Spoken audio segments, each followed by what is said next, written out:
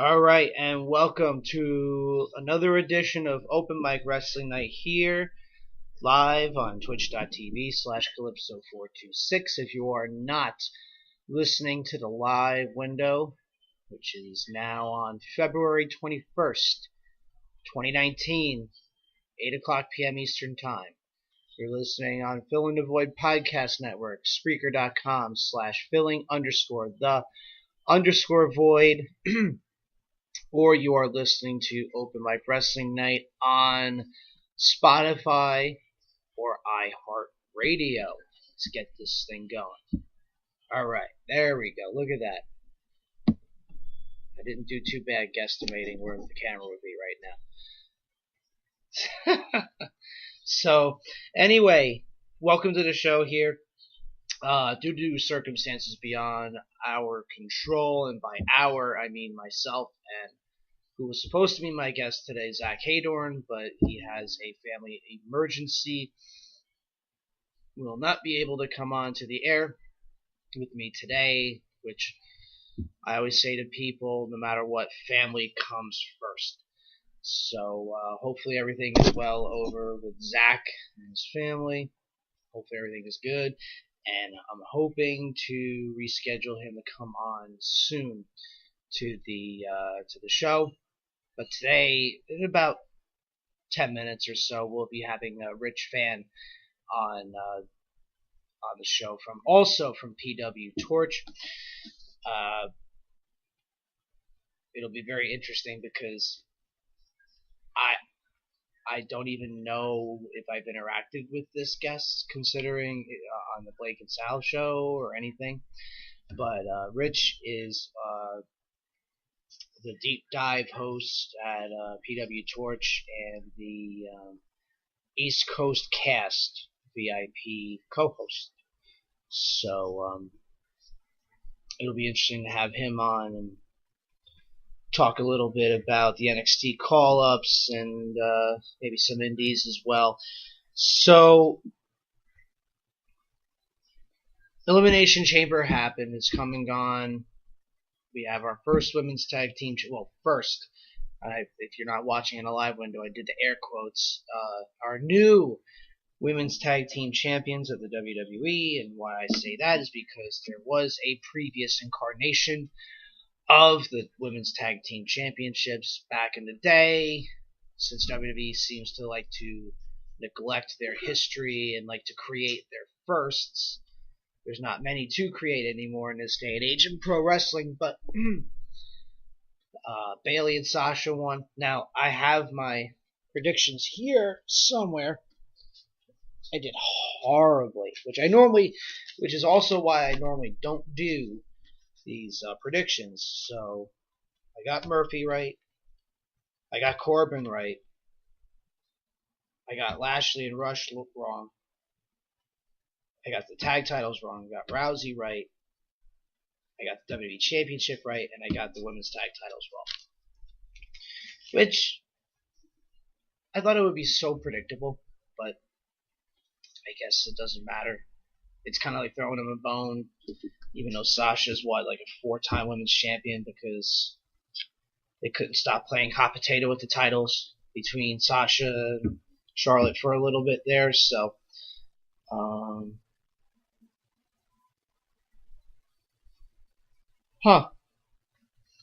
I didn't realize RVD has a new documentary out.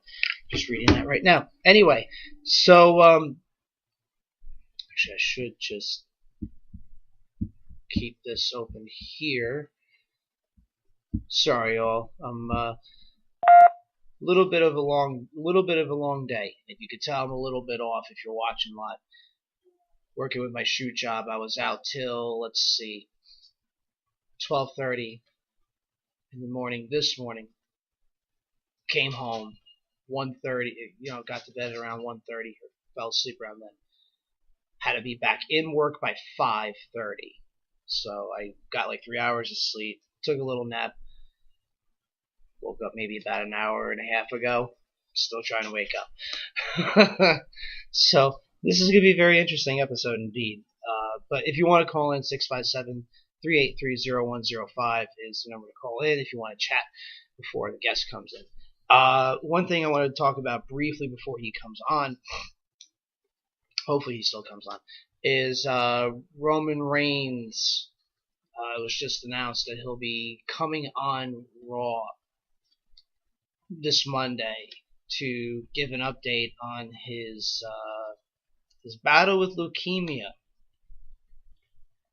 It'll be very interesting to see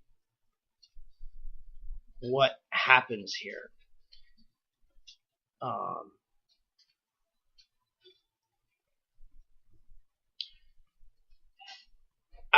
If he's appearing live on Raw coming up to give an update, I almost have a feeling it's like, well, we caught it early enough and now it's in remission, which seems kind of fast for me, at least, for a cancer diagnosis. Then again, most cancer diagnoses in my family haven't gone too well, so that's me being a pessimist. So I hope that's the case, that he's better and we'll be seeing him back in action soon. Or I don't know how this works. I don't know how all this works. Because I find it funny that I don't want to say I find it funny, but I find it weird that he has been doing appearances and everything else of the sort. Seems to be in good spirits. So he's obviously been traveling. I don't know how much he's really been taking it easy, to be honest. Yeah, I don't know. It seems to, but again, if he's appearing live on TV, it's got to be something more than just an update. Because I figured if it was just an update, they would do a bit like a satellite feed or something from his house or something, or whatever the case may be. But I'm hoping that he's doing well, and some more good news, I guess, to bring into light from WrestleMania season, which is here, and yeah, we'll see. Now, I like I said, all I can do is hope that he's well, and that everything is. It's kind of weird. That hopefully he'll be back soon. Now, based on seeing things offline or online, excuse me. Oh, hold on. We got our guest on the line here. Is this Rich? Hello, yes it is. Alright, you are live on the air with me. I was just going along with the flow here. Rich Fann here of PWTorch, East Coast Cast, co-host. How are you? Pretty good. How about yourself? I can't complain. Okay, yeah, I can't complain either. Well, I can complain. I'm tired, but you know what? I mean, people have it worse, you know? Fair enough. I mean, yeah, the old response is always, I could complain, but nobody will listen. But I'm here, so I will obviously listen. See, I always say that, but I always feel like I feel that cringe coming off the other people when somebody when I say that, it's like, God, that's such an old person answer. But either way. Okay, so as I was explaining to the people at the very top here, this is a very strange guest to have on. Not for the sake that I'm sure you're a normal human being, but this was arranged through a third party, through Blake, and normally I handle my stuff on my own. And as he was handling this, I was actually working. I plow. So it was like, okay, well, cool, handle this, and all right. But shout outs to Blake for making this happen, and thank you so much. Hey, so He also told me very briefly that you're very much into the independent scene and New Japan. That's really kind of like, I guess, where your fandom lies. Is that the right impression here?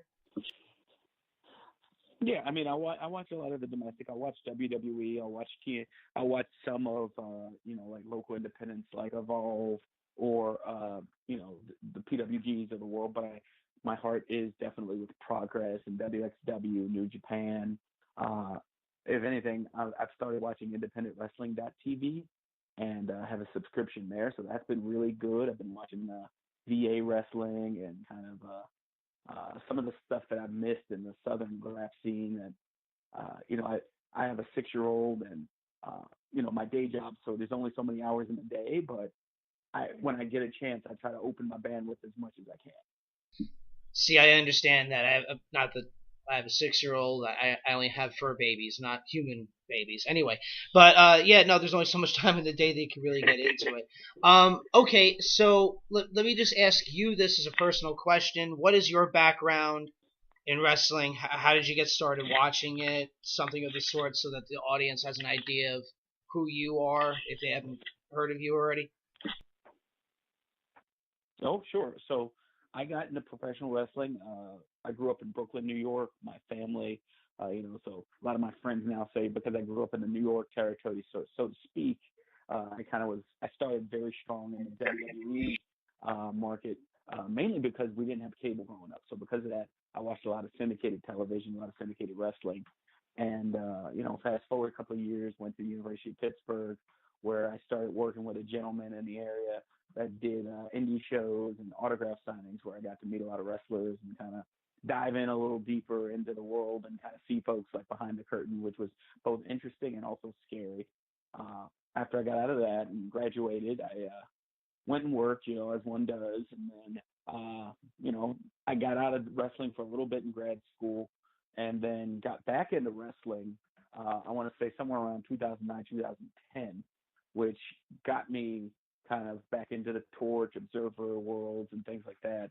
And in the course of that, started calling in, watching, listening to shows, and one day, because of an illness to a host, the guy Travis Bryan, who's now my host for the East Coast cast, had me stay on a little longer, and that a show turned into a month turned into a year, and then Bruce Mitchell, who's the senior columnist at the Torch, needed someone to cover when Travis's job called him away from Fridays, and that kind of pulled me in even deeper. And so now I'm looking at about 4 years where I've been working at the Torch in different roles, analyzing things from as simple as my favorite Intercontinental Champion or favorite Marine movie on my show, The Deep Dive, on Saturdays, to going toe to toe with our editor publisher Wade Keller on the efficiency of people like DIY being pulled up to the main roster and things like that. So that's kind of like my fandom and a little bit of a Reader's Digest version of how I started working at the Torch. That's good. Blake says hi, by the way. He's listening live. Oh, hey, Blake. I mean, that's the thing about this. I've been really blessed, hashtag blessed, I guess. The biggest thing for me I've learned from fandom is being open to meeting new people and having that shared knowledge and interest in wrestling, but also just a shared interest in sharing it with each other. Like, the whole reason I'm here at the Torch is because at some point someone thought they liked what I was saying and I wasn't being a jerk about it. And so when I do my shows, I try to make it a point of being as welcoming as I can to any